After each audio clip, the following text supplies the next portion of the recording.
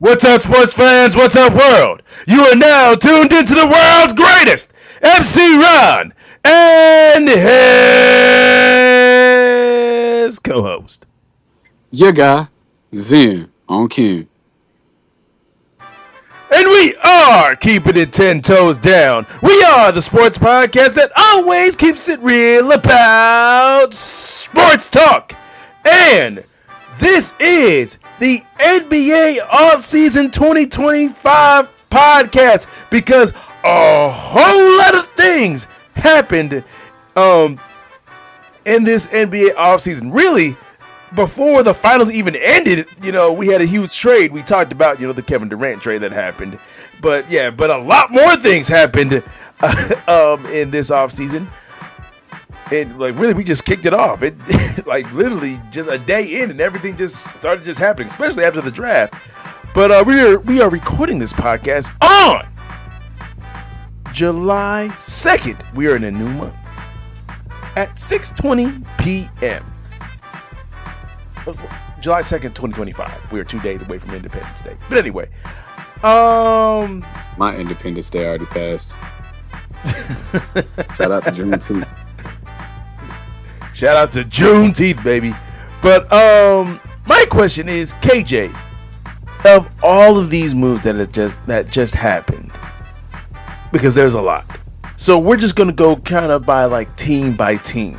So what, in your opinion, which teams were winners and which teams were losers?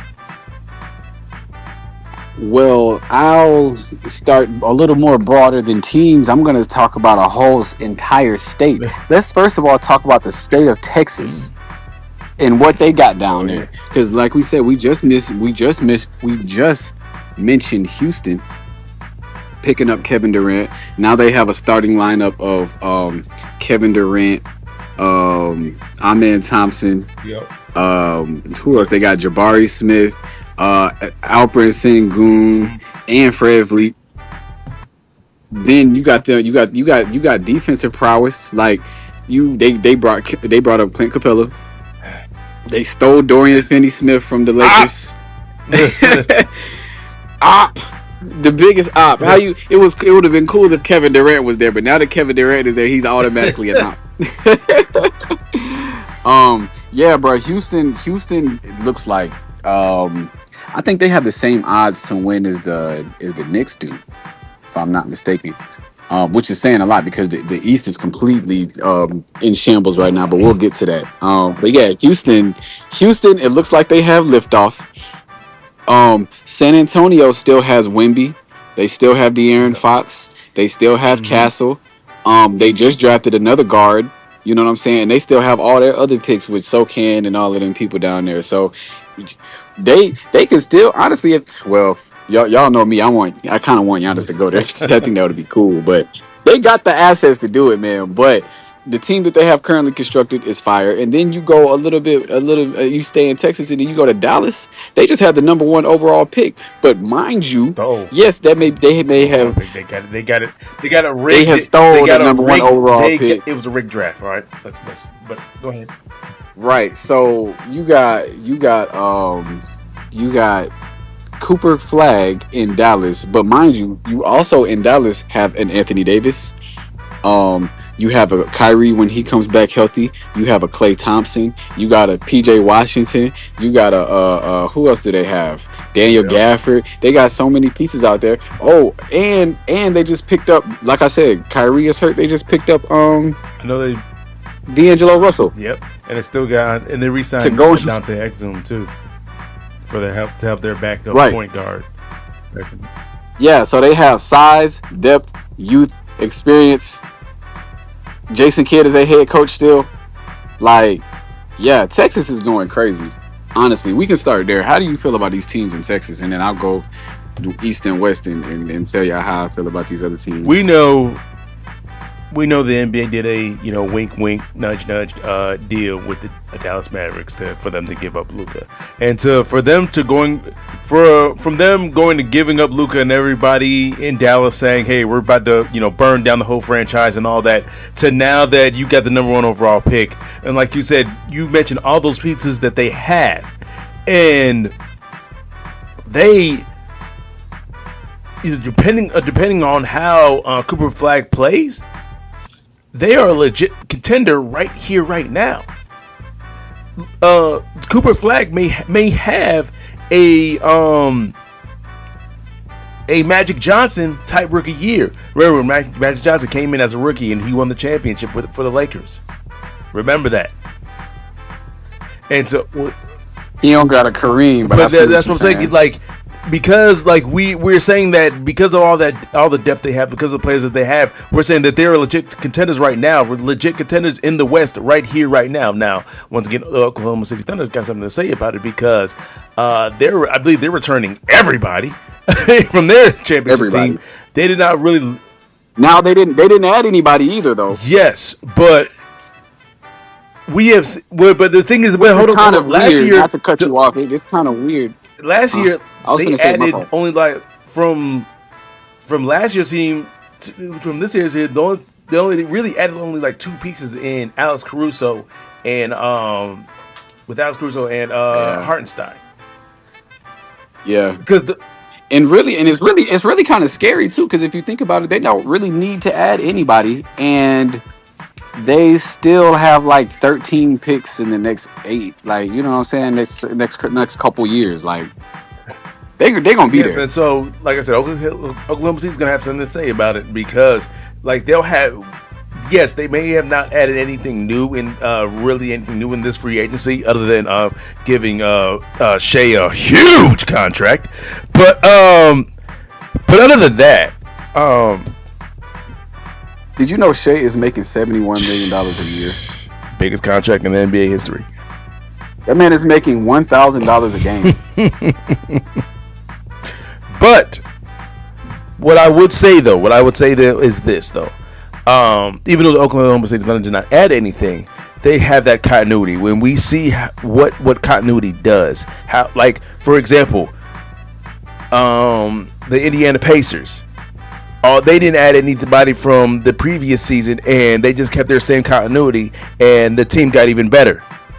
So one could say that they didn't need to add anybody. They've got a championship team right there, front and center. All they need to do is just keep that same continuity and keep everybody improving, and they might even be better next year. Now, one thing I would say is I don't think Oklahoma City is going to have 68 wins, but I do feel like they may be a better team next year than they were this past year.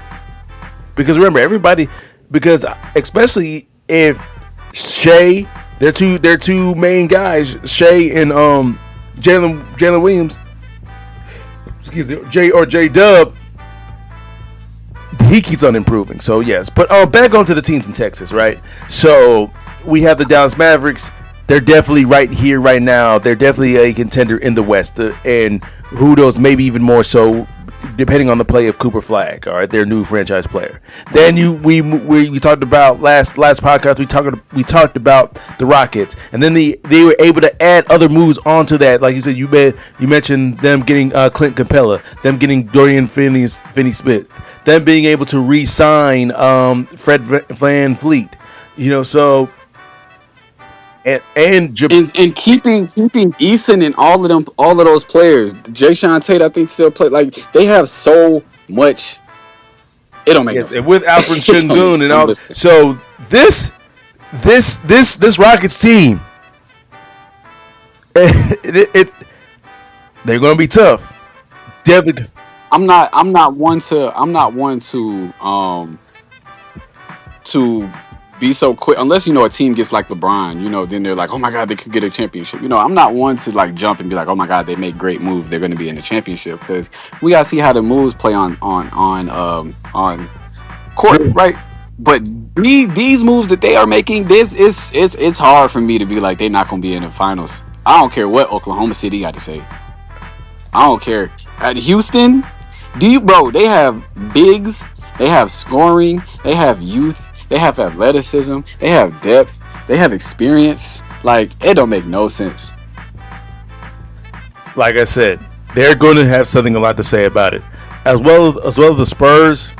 Too, like once again, well, with the Spurs, I know they made a few moves. I'm just still in a more wait and see approach. Like you said, they still have their franchise player Wemby, De'Aaron Fox, one of my favorite point guards to watch in the league. Like I said, they still have Stephon Castle. They just drafted Dylan Harper out of Rutgers, so we got to see how that's gonna.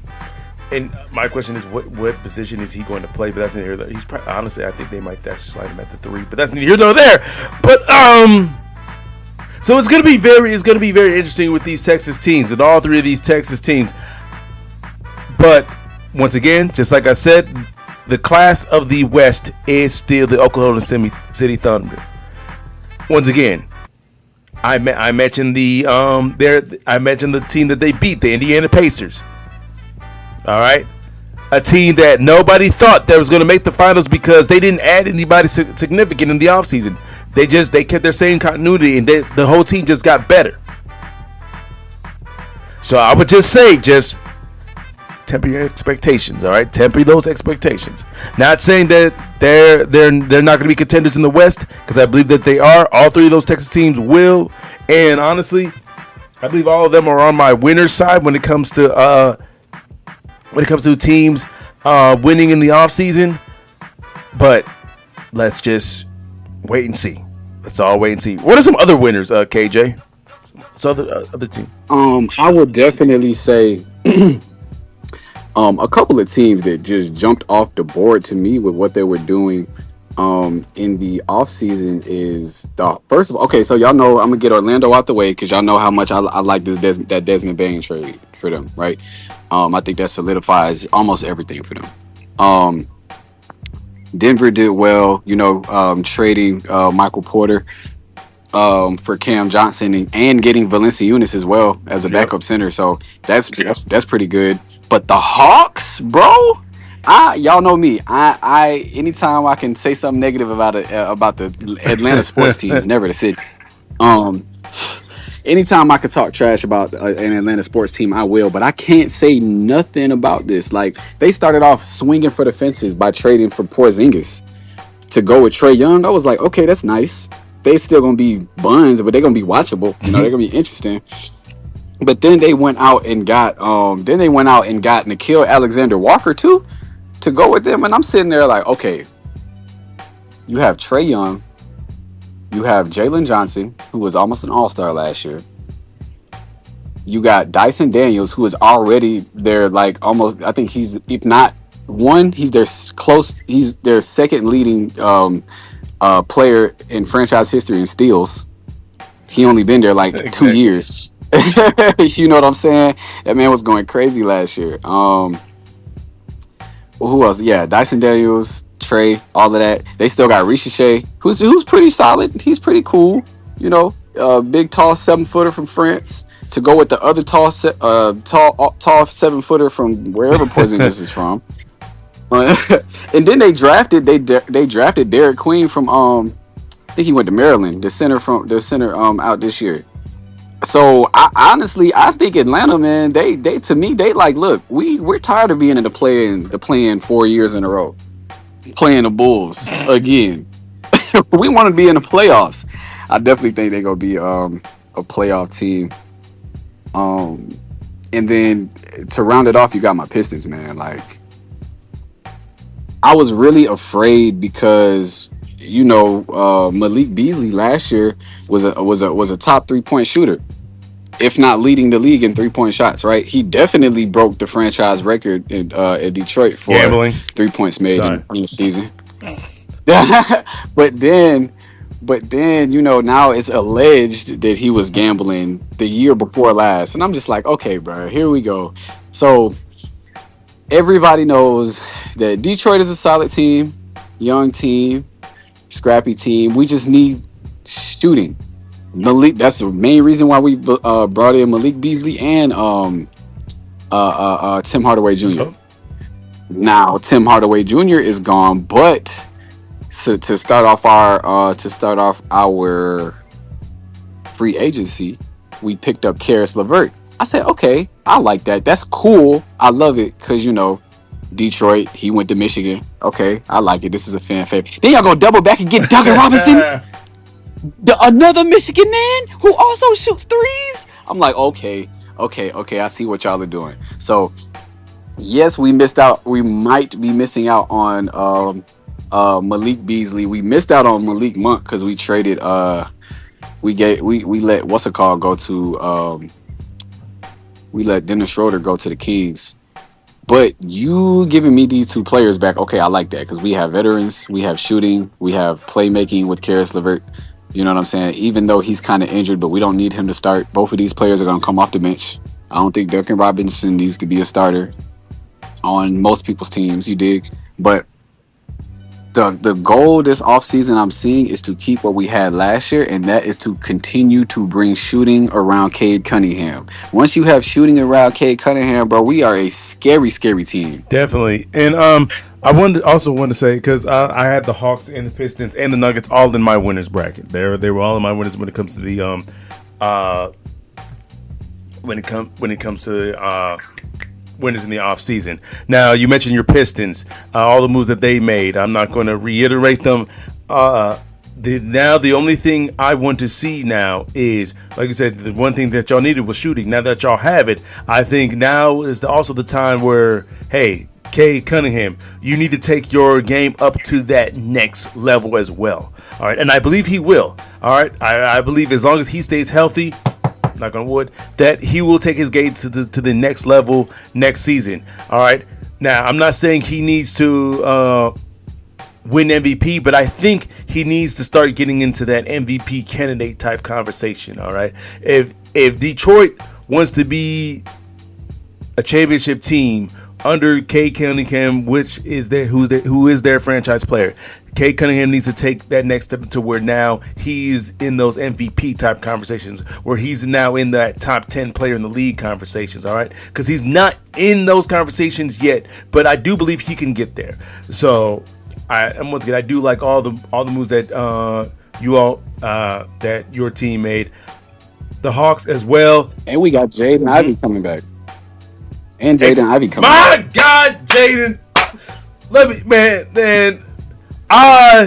my favorite player on the Pistons, Jaden Ivey. I just love his who. This is not a Jaden Ivey fanboy moment right now. But he's good. That's exactly what we were missing last year. Not exactly, but because we needed a little more shooting. He's more of a scorer than a shooter. But if we had him in the playoffs, bro, come on.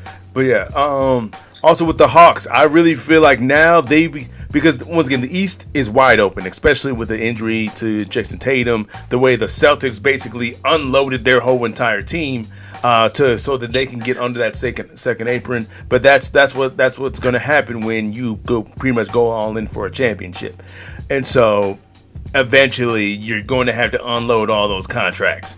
So. But with the who was talking? Oh yeah, I wanted to really talk about the Nuggets. That's because that team is once again another one of my winners. All right, you get rid of Michael Porter Jr. You replace him with a guy with a Cam Johnson, a guy who's honestly probably a better shooter and better on defense. So now you got him, because I think Cam Johnson's been wasting away on the Brooklyn Nets, and now he can now people are going to see. Oh yeah, I forgot he really was good when he was with the Suns. I forgot he was just in Brooklyn. But anyway, then the Nuggets got their glue guy back from their championship win in Bruce Brown. Now people are going to be like, that's not really a huge addition. I'm like, people don't understand how important glue guys are to championship teams. All right, every championship team has an important glue guy that guy that just holds it all together for him. And Bruce Brown was that perfect glue guy.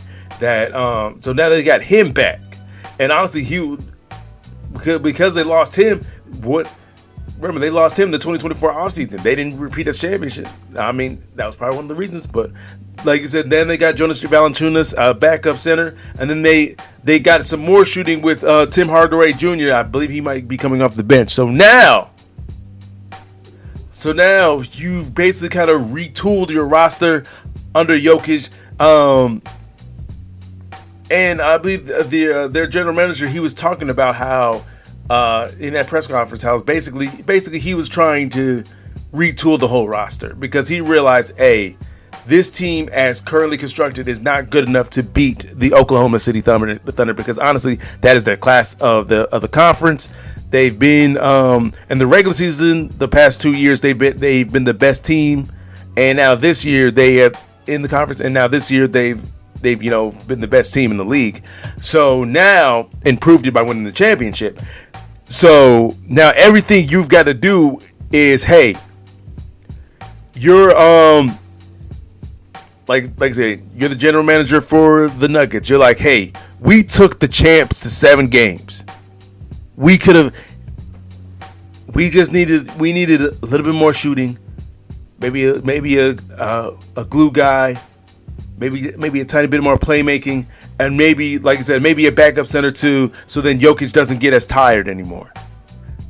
I think these moves, don't be surprised next year if you see the Nuggets in the finals. They're going to be a dark horse. I know a lot of people aren't going to be picking them to make it to the finals because people are going to be looking at all those especially those 2 teams in Texas. And with the Rockets and the Mavs, and they're definitely going to look at the defending champions in the Oklahoma City Thunder. But right under the radar, with these moves, Nuggets are going to be a dark horse contender, and they might even make it all the way to the finals. You just say you heard it here first. You heard it here first. If this time next year, if we see the Nuggets in the finals, just know you heard it here first. But let's go to the losers though. Let's talk about a little bit of the losers in free agency. So KJ, who are the biggest losers in free agency? Man, so you could say the Celtics. Simply because you offloaded a couple of your players. Jason Tatum tore his Achilles in the playoffs, so he is going to miss an entire season. And kind of the same thing, for the Pacers. They offloaded one of their key players in Miles Turner. After Halliburton gets hurt. You know what I'm saying? He's going to be out for a year. So teams like that, they're kind of in a floater year. So I think they're kind of in the loser box because you can't, even if you did get better, you're not going to be too much better. You know what I'm saying? But speaking of Miles Turner, I like the fit with him beside Giannis, but the Bucks are kind of a loser, bro. Like you waive Dame but extend his contract or space his contract out, so you have to pay him like $20 million a year to not play. That's amazing for Dame. Actually, he should be in the winners category. Yeah, now he can rap with Lil Wayne more. Yeah, Dame Dollar. But you have Kevin Porter and Gary Trent Jr. as your starting guards with Kyle Kuzma as your 3. Okay, Turner and Giannis. Yes, that's a perfect fit. Okay, I like that. But it just sounds like a whole lot of hoopla, a whole lot of team ball, man. Whole lot of team ball because they do not have a point guard. They don't. Oh man, yeah. Honestly, I would love for them to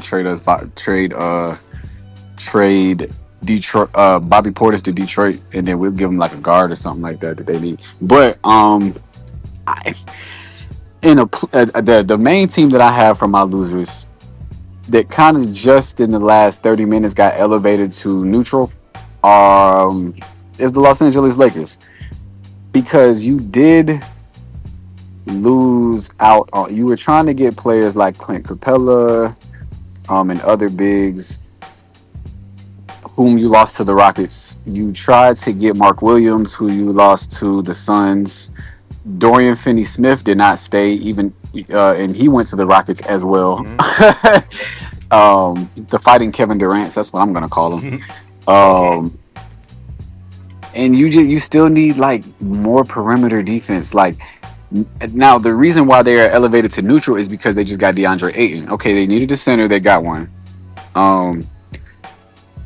But you talking about a starting five of Luka Doncic, Austin Reeves, LeBron James, Rui Hachimura probably, and DeAndre Ayton. That sounds kind of good offensively, but defensively, which one of them playing defense outside of Rui? Kind of.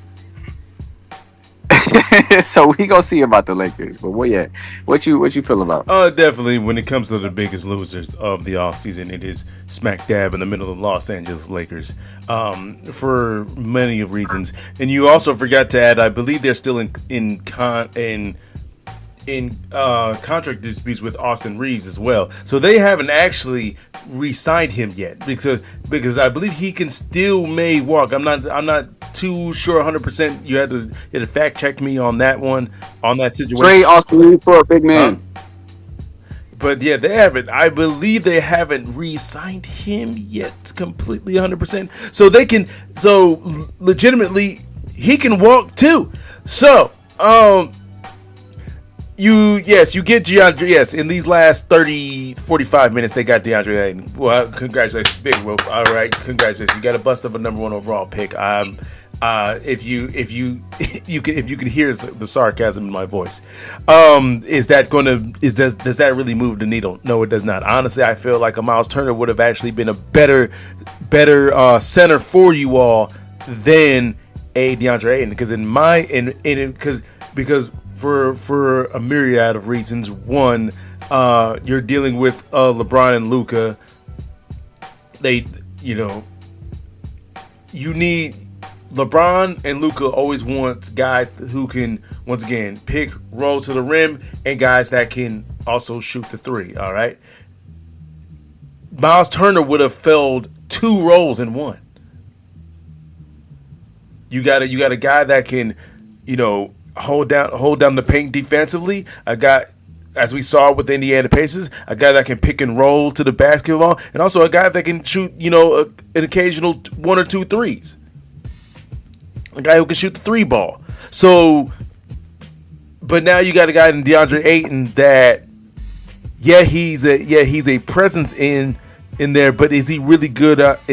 Is he really that defensive center that you really need? Yeah, he's the center that you really needed, because honestly, did you really want to go through another season with Jackson Hayes as your starting center? No. I mean, DeAndre Ayton is an upgrade over that, but is he the center that you really, really needed? And I don't think and like you said, you let Dorian Finney-Smith walk, a guy that gives you perimeter defense and shooting. You need more 3 and D guys, especially with LeBron. LeBron on your team. He likes playing with those guys that, those 3 and D guys. He can drive the ball and kick. But to kind of look on the bright side, I'm sorry not to cut you off, but to kind of look on the bright side, because I'm looking at the standings from last year. The Lakers were a 3 seed, and that was with a midseason trade.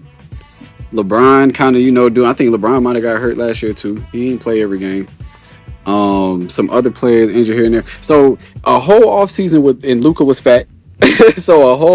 And Luka was also hurt. So healthy, skinny, more acclimated Luka and LeBron with a serviceable center in the rest of their team minus Dorian Finney-Smith. I don't think that's too bad. I'm not now. That doesn't scare me like the Rockets do. But it could beat Denver. It could beat Minnesota. It could beat the Clippers. It could beat Memphis and Golden State. I'm telling you right here, right now, KJ, you and the rest of the LeBron fans, get ready for another disappointing season. I know. What makes this even worse is that LeBron had a player option for $52.6 million. He picked it up, and it just shows you that how. But I think the Lakers signed him to a 2-year, $104 million deal with that one-on-one player option at the beginning of, at the end of not this past season, but the season before, the season prior. And once again, that was a bad deal. But anyway, because you. But why? But okay, so my only thing is like, why did LeBron? I understand, you want your money and stuff like that, but why did $52 million, $56 million? Because you could have used that money to not only re-sign Dorian Finney-Smith, but you probably could have, if you was going to let Dorian Finney-Smith walk like that, you could have traded him for Miles Turner. I would much rather Miles Turner than DeAndre Ayton. But you still got some money out there, so maybe you can go out and get Al Horford and the backup guard or something like that. So we will see. And then once again, that's why the Lakers are just biggest losers, because like all the people that they tried to get, they were not able to, and it feels like they just it really feel like they just kind of settled on DeAndre, and that's not the guy they really wanted, but it was the guy they just had to get. Once again, another loser is the Celtics. I do have them as my losers. That's because they, like you said, they had to offload their whole entire team. But once again, that's what happens when you go all in for that championship. This is just it. This is what happens. You sign all these contracts. You sign all these contracts for this one purpose, to win a championship. You did that in 2024. Then you run into the Knicks. They whoop your ass. I understand. Then Jason Tatum tears his Achilles. People believe that if he doesn't, they come back and win. They do not. Because before Jason Tatum tore his Achilles, I think the Knicks were up by at least they were up by 10 points. Okay, so that just shows you that they were up by 10 points late in the fourth quarter. So that just shows you that they would have won. But anyway, I digress. But yeah, you lose. You lose Jason Tatum to an Achilles for an entire year. And so now you just got to go for this. This year is about to be, I don't know if this is going to be, it's going to be somewhere in between a tank year and not a tank year for the Celtics. I don't think they're going to actively try to tank. They're too good to take. That's why I'm calling it like a floater year. Like you're not really going to be low, but you're not going to be too high. You're just going to be kind of like bobbing up and down in goodness, not greatness. You dig? Like, because they still have Brown, they still got Pritchard, they still got Derek White, they still got. Well, they don't got. Well, they might re-sign Horford actually, but yeah, they still got a solid team. True, but like you said, they're missing one of their stars. Like I said, the East is wide open. Especially once again, you talked about the Pacers. They lose their guy in Tyrese Halliburton. Also, that once again they lose Miles Turner. So they're gonna be powered down just a little bit. So they're not going to the playoff. They're not going to the play-in. I'm calling that right now. They might as well tank. We're talking about the Pacers. Yeah, I don't know. Once again, you still got Andrew Nembhard. You still got Aaron Naismith, Reed Shepard. You still got Obi Toppin. You still got T.J. McConnell. You still got pieces over there. But yeah, it might be a tank it, man. Because what you fighting for? You fighting for like 7th place. It might be a 11th, 10th seed year for the Pacers. It may be, and that's why I'm saying the East is wide open. The East is definitely wide open, and then that leads me into, I believe I didn't talk about the Bucks yet. They are a loser mainly because they let go of Dame Dollar. You needed another perimeter scorer next to Giannis. All right, that's what you were missing.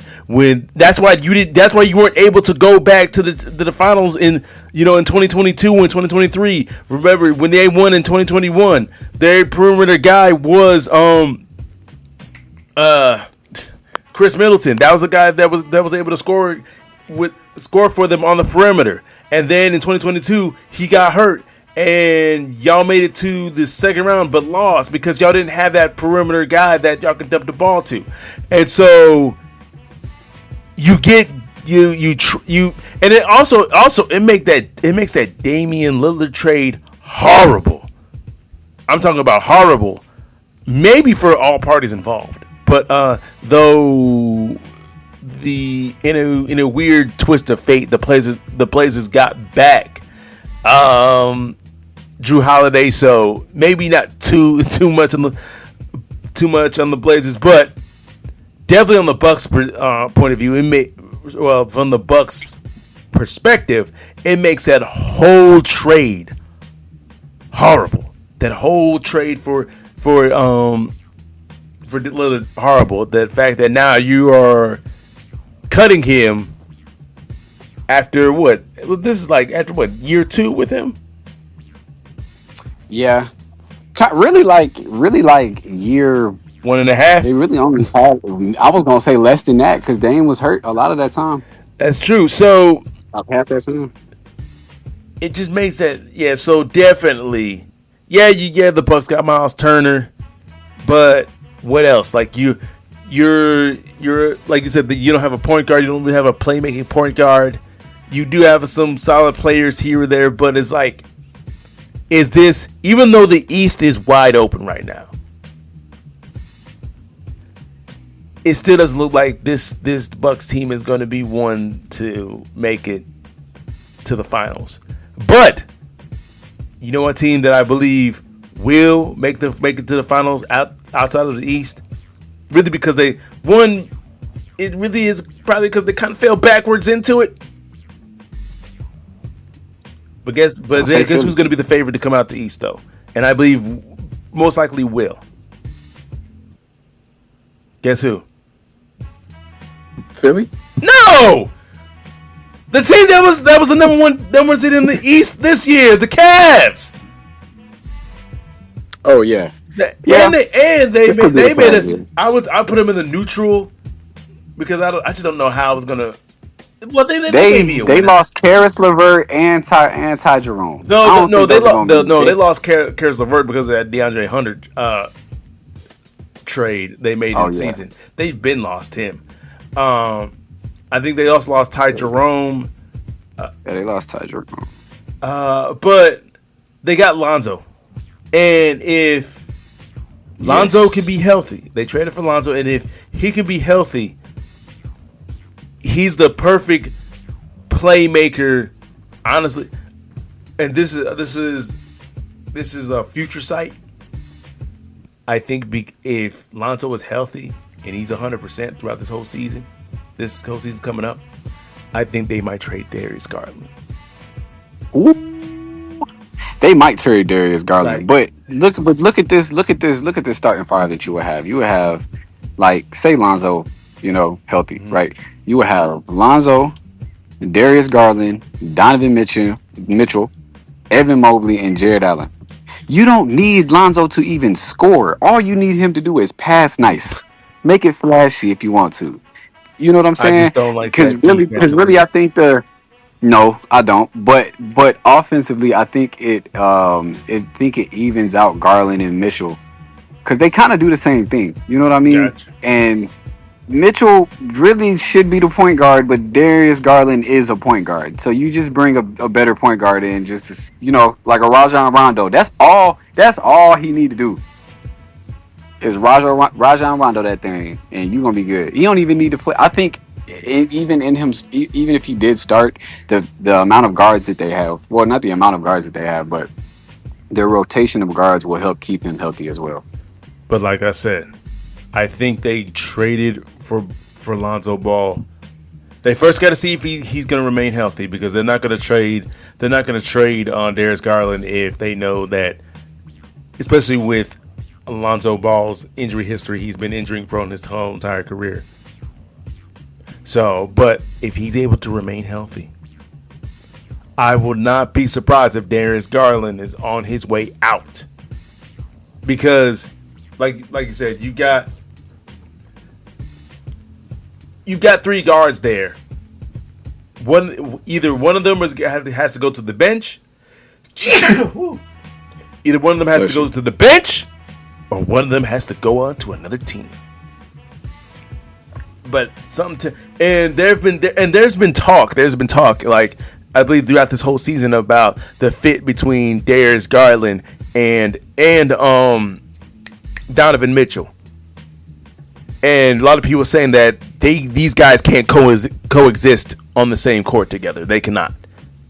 And when that's the case, you're going to take, because both those guys are still relatively young.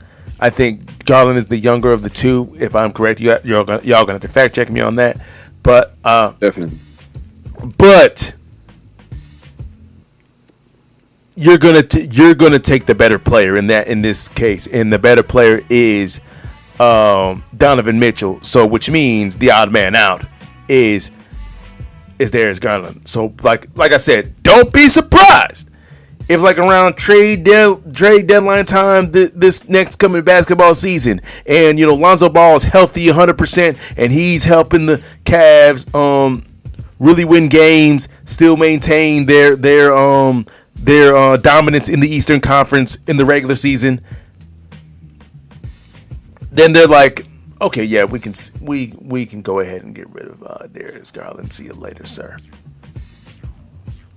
I'm just saying. That's all I'm saying. Because I think the top two teams in the East are going to be probably the Cavs and the Magic. I'm pretty confident in that. I can see that. And then you got your Pistons, you got the Knicks still there too as well. So I think those are the top four teams because of the fact that Indiana lost their superstar plus another important player. Then you got what's happening to the Celtics, and people say you might even want to put the Hawks in that mix too, but I still don't trust the Hawks like that. I would if I could give you an early top six. All right. I would have Cleveland at 1, New York at 2. Mm-hmm.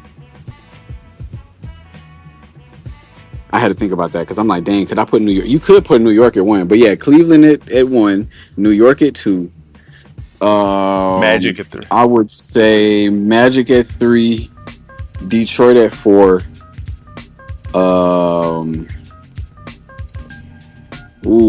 Hawks, Sixers. Yep. Hawks and Sixers. Yep.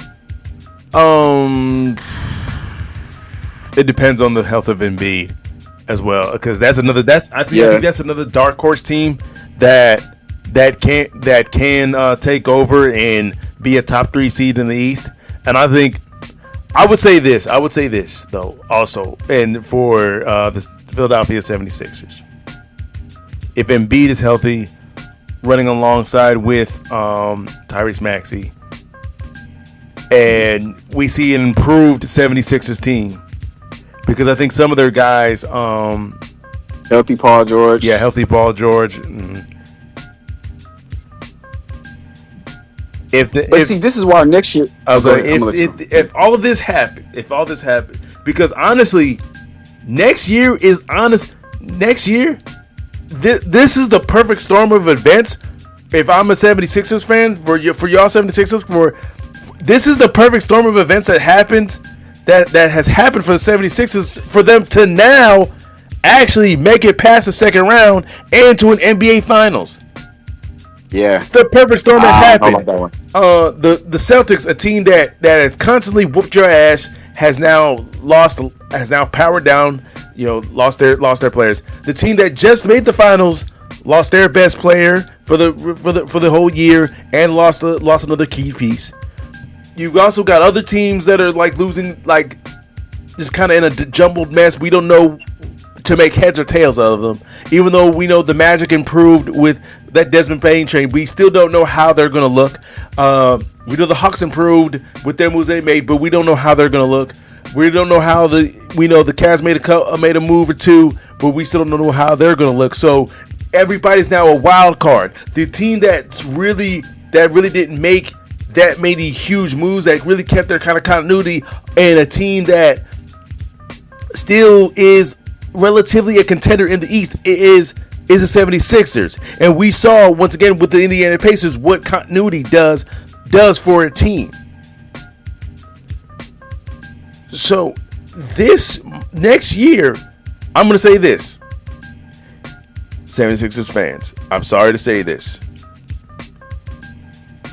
If they don't make it to the finals, or if they don't make it past the second round, with everything that has opened up, honestly, no, scratch it. If they don't make it to the finals, let me be nice. If they don't make it to if they don't make it to the third round, they don't make it to the Eastern. If they don't make it to the conference finals, the 76ers and the Philadelphia 76ers do not make it to the conference finals with everything that has opened up for them. For this coming season, blow it up. Blow it all up. Ooh. Get rid of Embiid, blow it all up, start it all over again. Because this East right now, this is the opportunity for you 76ers, for y'all to finally make it to the finals. This coming year is the opportunity. Right here, right now. If you do not make it, at the very least, the opportunity to make it to the conference finals. If you don't make it that far, blow it all up. Get rid of Embiid. You might keep Maxey, but everybody else gone. Start it over. Because you had your best chance and you still couldn't get the job done. I'm sorry, there was no excuse. I don't but once again, I'm going to add the caveat. That's if Joel Embiid stays relatively healthy. But if he does not, if he doesn't stay relatively healthy, that's a whole nother debate. But if he does, and y'all don't make it to the second round, blow it out.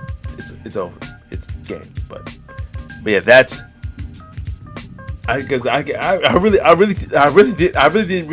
wasn't thinking about the Sixers, but then you brought them up, KJ, and it really made me think this is. They may have been the third worst team statistically in the East last year, but they were only the third worst team because Embiid was hurt, Paul George was hurt, everybody was hurt. Which probably is going to be the same thing this year because I think that the Mavericks have a more chance of staying healthy than the Sixers do. I think they should blow it. They should have blew it up this year. They should have blew it up 3 years ago. But anyway, I still believe they have a chance, but they do. But they're the only one. They're the only team like that has a chance to actually go to the playoffs and do something if their players can get right. And then, you're adding, they just drafted BJ Edgecombe. So he goes pretty well with Tyrese Maxey and everything like that. So, I mean, hey, it's crazier things have happened. Like I said, this year is the perfect year for the Philadelphia 76ers to make it to the Eastern Conference Finals. But how you feel about the Sixers, that's kind of how, in the East, that's kind of how I feel about the Knicks. Because literally, bro, Boston hurt. Milwaukee, probably not going to be a threat. Philly, they always hurt. Who the other team? Then you got Cleveland. Yeah. Right? Okay, that's really your competition. I mean, I'm not going to say that because I think the biggest threat to the Knicks next year would either be Orlando or Detroit because we only lost because of some BS from Cat. But we was dogging them, okay? But yeah, I mean, if the Knicks are the most talented team in the East. So if they can't do it this year, I don't know. But it sounds like a big man is going to the Lakers next year because I know they got Ayton. But hey, I'll still take Embiid. Maybe I'll take Cat. Y'all don't want Cat no more. Also, we talk about the Knicks. They got themselves a new coach. Sure did. They got Mike Brown. Is now the coach of the New York Knickerbockers. So, how do you feel about this move that they made? Honestly, as simple as it is, I like that they got a black coach. and I like Mike Brown. I don't know I don't know how amazing of a coach he is. I know he's a good coach, but he a black coach. I'm for it. Now all I need is Mark Jackson. That's the next one. Mark Jackson would have been a better choice as the head coach than Mike Brown. But anyway, no, I'm not. I'm not Absolutely. joking. For me, Mike Brown has. I'm not saying he's not a bad. I'm not saying he's a bad coach. I know he's a good coach. My thing is with Mike Brown is everywhere you have gone, everywhere you've been the head coach, you haven't been the guy to really take a team to that championship type of level. That's my problem. That's my problem. And I have no doubt he will be good. He'll be good with the Knicks. My question is, can you do with the Knicks that Tom Thibodeau couldn't do, which is take this team to the finals and eventually, win an NBA championship? Because that's what you need to be able to do. Mike Brown, that's what you need to be able to do. Because if you don't take this team to the finals and they don't win and they don't eventually win a championship, it's a wasted hire. But happy for Mike Brown, happy for his family. I've got to see it because everywhere he's gone, he's been a good coach, he's been a solid coach, but he has not been the guy to take a roster to that championship level type, team where we're winning an NBA championship. I think it would be. I mean, I think it's at worst a lateral movement because you're not going to get any worse, especially this year in the East. You know what I'm saying? And because you have these two superstars in Jalen Brunson and Cat, you don't really got to do too much. You know what I'm saying? But, so I think that the difference probably would be in the usage of the players, because that might, we all know Tibbs teams, he wears his teams down. They play good defense, but they wears the team down and everything like that. So if you want to go to the finals, which is in June, you know what I'm saying? Like, you want to be as fresh as you can be. I understand you ain't gonna be that fresh.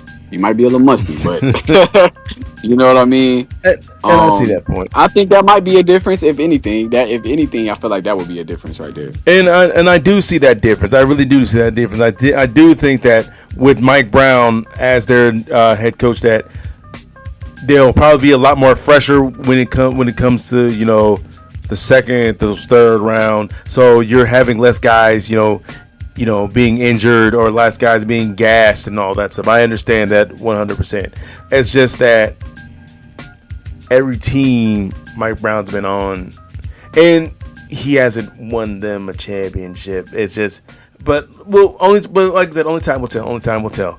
And like you said, but you mentioned that this may be a lateral move that just makes you getting rid of Tom Thibodeau even more stupid. Because pointless. Yeah. Because if it's not going to change anything, then why change it? All right. If Tom Thibodeau running his players ragged going to produce the same result as Mike Brown not doing the same thing, then why make the move anyway? But another move that happened in the front office.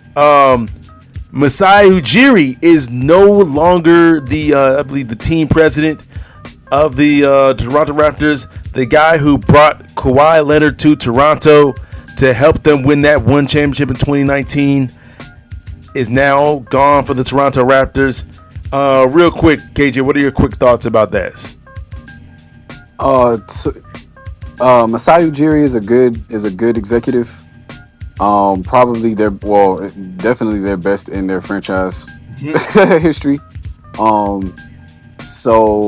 they're not really a good team, and I don't think they're going to be a good team for a minute. You know what I'm saying? Toronto, you talk about a small market team. Who wants to go play in Toronto? Okay, I'm surprised Jacopo just re-signed with them. He must really like the code. But I mean, hey, maybe Masai Ujiri will go do his thing for Charlotte. Ooh, Detroit. Ooh, he is a talent. He is a talent evaluator. True. Okay. No, I like my GM in Detroit. But yeah. I mean, wherever he go next, he's gonna do great. So I'm glad he's out there. He's out the snow. Well, I was a little bit shocked when I heard the news because I'm like, this guy, Yeah, because like yeah, why? this guy won you your only championship in franchise history. Like, we're talking about the Literally. Toronto Raptors. We're not talking about the Los Angeles Lakers or Denver Nuggets or hell, even the Chicago Bulls. We're not talking about like franchises like that. We're not talking about the major franchises like that. We're talking about the Toronto Raptors. All right. Usually, if you get them a championship, you're there for life. But at the same time, they got rid of Nick Nurse, the head coach that coached them to the championship. And so Yeah. it's shocking, but I guess ownership was like, after they won that championship, they had high expectations. They expected Masai to get them, I guess, to keep them at a level where they're a constant contender. And honestly, I think that's a little bit too high expectations for that. Like, if I'm looking at the ownership in the front office of the Toronto Raptors, I'm looking at them like you're the Toronto Raptors. Why are you expecting multiple championships and expecting him to always have y'all at a contender? Like, no, you're at the Toronto Raptors. If it wasn't for Kawhi and that lucky behind shot over Joel Embiid, they wouldn't have had any championships. True. So they better take what they can get and say thank you. Exactly. Which is, I'm sure, what they did. But it's the Toronto Raptors, so like shocking. But it's like, okay, good for Masai. I hope he does something else somewhere else. I'm just saying, Masai Ujiri, there's a spot open for you with the Wizards, man. We'll take you. Yeah, it is. They need it. We'll take. They need it more than Charlotte does. We desperately need it. All right, we need it. All right, we need you to build us, and we expect if we had you, Masai, we probably could have gotten Kevin Durant to come to Washington. Probably. Masai look like a cool dude, man. I'm upset, man. But okay, but yeah, I do want to. I'm interested to see where the Masai will go next. Maybe to the Lakers. The Lakers do got a new ownership. They may want a guy that can make some get a superstar. I'm just saying. Solid. That Charlotte would be nice too. Charlotte would definitely be nice, but once again, only time will tell. What other moves? What are some other moves, KJ, that you've seen that you really want to talk about? Any little moves here? That's pretty much it for the moves, but a couple of things that I noticed. Well, one thing that I noticed. I got one move. Something else What we talk about? You thought one. He said you thought we was done.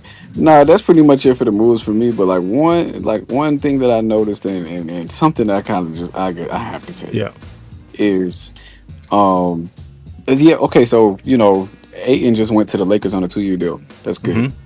Mm-hmm. Ayton and Luka went in the same draft. True. Ayton actually went before Luka. That's crazy. That's really crazy. But the Rockets. Just listen to their roster. For a potential starting lineup, you got Van Vliet, Amen Thompson, Jabari Smith, Kevin Durant, and Alperen Sengun. Right? Nasty. And then the bench. Reed Shepard, Cam Whitmore, Tari Eason, Dorian Finney-Smith, Jay Sean Tate, Jeff Green, still hooping on these people. Clint Capella, Steven Adams. Like, yo, they literally can trot out that starting five, and then based on whatever team, they're gonna pick like 3 or 4 players and be like, okay, y'all playing tonight, and they all gonna do good. I'm scared of the Rockets a little bit. I mean, you should be. one thing I just want to mention is my Wizards traded Jordan Poole. But at first, I was a little bit upset about it because I'm like, why did we trade Jordan Poole for C.J. McCollum? But then I thought about it. C.J. McCollum, I believe, is an expiring contract. I think we also re-signed, like, basically, the main thing was to get up off of that Jordan Poole contract that I think we did sign him to a pretty bad contract. With the Wizards, we're gonna wizard, okay? Because we're gonna sign point guards to bad, or we're gonna sign guards that don't deserve it to bad contracts, and then we're gonna have to find some way to get off it. But we're 3 for 3, baby. We're 3 for 3. Just let you know, we found a way to get off every single one of them. John Wall got off of it. Bradley Beal got off of it. Now Jordan Poole got off of it. We may sign our guards to horrible contracts, but we're definitely able to get them off of them. So I don't know if that makes us stupid or smart or both. But but yes. So now we got C.J. McCollum. This is just about having an expiring contract, so then we can. I don't know exactly. We're not going to tank exactly. Because with the pieces that we got, I'm looking, especially, and also we got to look at the young pieces that we got. Guys in Bilal Coulibaly, Bub Carrington, Alex Sarr. Like these three guys right there. Like that's the young core, and we need some veteran guys to help mentor the young core into becoming the franchise stalwarts that we need them to be, so then we can then become a playoff team. Then we can become a contender. All right. I see the vision. I see those three. Those are the three guys I see. All right. That's the young core. I do feel like we need a main superstar type centerpiece, a young superstar, and hopefully we win about 30 games this season and allows us to draft AJ DeBoncia coming out of this draft in 2026, and he will be that guy for us. But I was first perplexed by the trade of Jordan Poole, but I'm fine with it now because all it is just giving us an expiring contract. This is about setting ourselves up as good as possible for the 2026 draft. I understand we didn't get a top 5 pick this coming year, but we trying it again, baby. We're trying it again. Yes, are we going to be a disappointment this season? Like I said, don't expect anything past 30 wins. Hell, even 30 wins is a little bit generous. A lot of bit generous. I honestly expect about 25. All right? Expect 25 at the most. All right? Expect somewhere between 15 to 25 wins. But hopefully that happens. Oh, I'm lying. One move that I did think of. I'm sorry. No problem. I was finishing up anyway. Brooklyn in the draft had 5 first-round picks. Didn't trade any of them. They instead drafted a brand new starting 5. Now I don't think they're gonna do this. I don't know if these people are gonna be their starting 5 for sure. I highly doubt it. But literally, you drafted 2 guards, 2 forwards, and my center Danny Wolf from Michigan. Go Blue. They legitimately, you're right. They legitimately drafted a starting 5. There's like, listen, we don't got no starting 5 right now, but we finna have one in this draft. So yes, definitely shout out to the Brooklyn Nets. They're not trading your picks. Y'all learned that lesson from 2013, 2014 by mortgaging all your picks for about 75-year-old washed up players, and that set your franchise back really a decade. Honestly, I think it. Well, they did have that spell with Kevin Durant and Kyrie, but it didn't really go anywhere. But so basically, you're. It's just, it looks like now the Brooklyn Nets are going the way of, hey, let's look what the Celtics did. They drafted 2 young superstars and they built around them, and they won a championship. Maybe we should do that. Only now it looks like how it looks like they are doing that, so only time will tell. All right, but that's it with the all season. Of course, there's a lot more moves that has happened, and there are a lot more moves that are gonna be taking place throughout this whole offseason, because I think we're only in the offseason for about a few days, or I think it's only been about at the most, I think it's only been about a week, right, KJ? Yeah. So yeah, there's going to be a lot of other moves. All right. Also, I just want to give a quick little update on the Wimbledon Championships. Yes, they are they've begun. They've begun this week. They end on July 14th. All right. I watch tennis. Okay, y'all know this. A little thing I just want to mention: Coco Gauff lost in the first round. It's kind of sad. Am I surprised? No. When it comes to women's tennis, there has not really been a real consistent superstar player.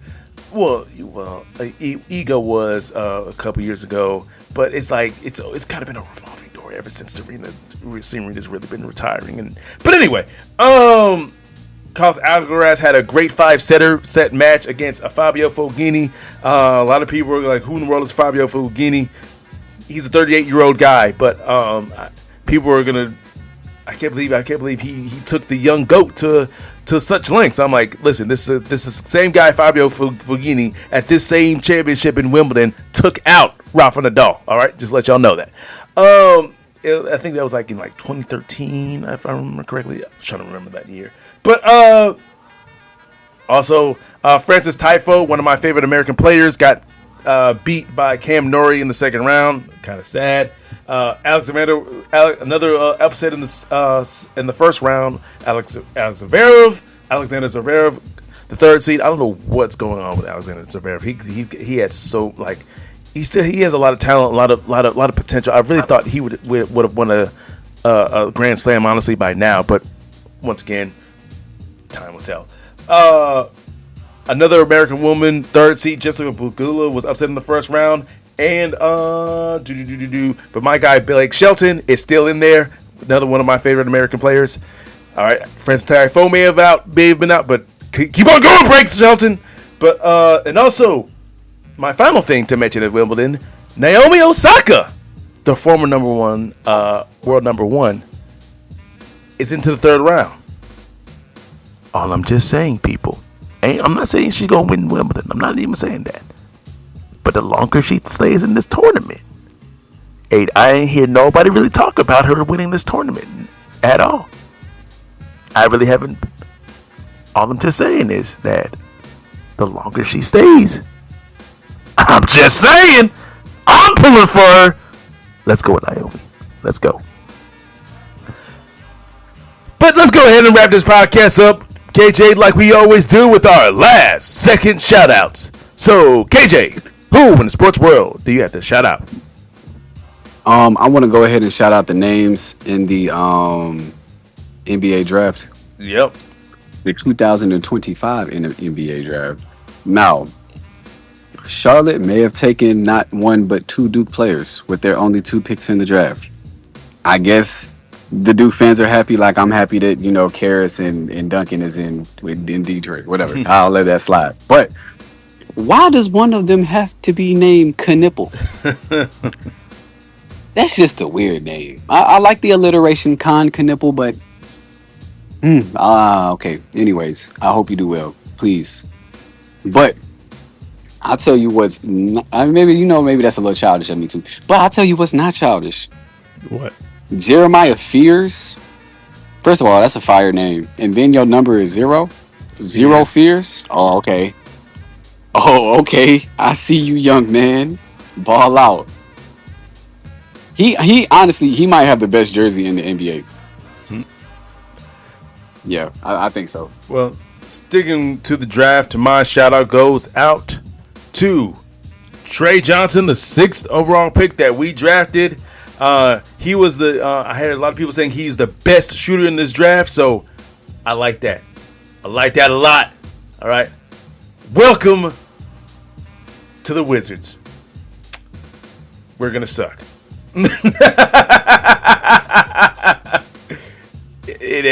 Like I said, expect a 25 win season at the most, but it's okay. It's okay. You're gonna get up a lot of shots though. I'm gonna say that. But that's all the time we have, folks. You've now tuned in to MC Ron and his co-host. Your guy, Ziv on Kid. And we are keeping it 10 toes down. Ladies and gentlemen, if you want to be on the podcast and talk your sports stuff with the best in the business, that is me, my co-host KJ, all you have to do is one of two things. Either send an email to keepingit10toesdown@gmail.com. That is keepingit10toesdown@gmail.com. Or send us a direct message on Instagram. That is at keepingit10toes. That is at keepingit10toes. Like I said, it's the NBA offseason 2025. We're only a weekend, and we know we got a lot more moves to make. Can the Lakers make a move so that, because this might be LeBron's final year. This is the 23rd year. He's going into his 23rd season. It would just make sense, right? That his 23rd season would be his final one because his number's 23 and all that good stuff. It would just make sense. But only time will tell. Only time will tell. But have a great day. Have a great night. And enjoy Wimbledon, I guess. The sun is under my feet and I come in peace to compete. I don't run if you athlete. My statistics go up in weeks and I go visit the nearest creek and I get busy. Yo, mini MC, really ballistic. Anybody can see any assistance. Everybody to see some persistence. Breaking out some be really too vicious. The permanent beast and the demolition. Breaking up the street. Better partition. Better dot your T. Hannibal mention. How to fall you see. Putting my dick in the rap industry. Everybody bitching. Getting mad at me. Breaking out Kendrick in a battery. And I'm charged